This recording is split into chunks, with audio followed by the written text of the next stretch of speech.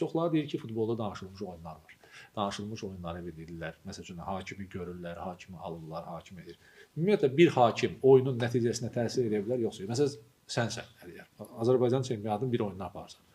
Və deyirlər ki, sənə, bu iki dənə bərabər səviyyəli komandadır. Deyirlər ki, burada 100% bu komanda qələbə qazanmalıdır. Bunu sən eləməlisən, tək sən bilirsən. Bunu eləmək olar, yoxsa yox.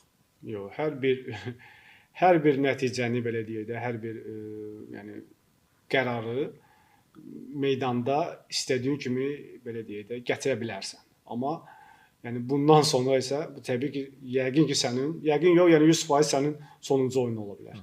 Amma istədiyi bəzən, çünki bizdə bir şey var da, yəni hakim olaraq indi biz o tərəfinə yanaşdıq. Yəni bunun pis tərəfi də bir şey var. Hətta bizə belə bir təklif olsa, biz buna heç bir cavab verməsək və heç bir halda istədikləri hal belə baş verməsə, yəni meydanda və yaxud nəticə olaraq, amma biz bunu müəyyən qurumlara deməsək, bu artıq günahkar sayılmış və artıq yəni o hesab gəlmir və artıq həmin oyunun iştirakçısı olmuş hesab olur. Ona görə bizdə yəni 3 belə də prosedur var. Yəni belə bir danışılmış oyuna bağlı gəndə əvvəl yəni təklif varsa mütləq şəkildə rədd olunmalıdır və dərhal da federasiyada, çünki bu işlərlə məşğul olan bir yəni qurum var, mütləq şəkildə o quruma yəni məlumat verilməli. Məlumat verilmir, hətta rədd etsən belə, məlumat verilməsə belə yenə də günahkar sayılır.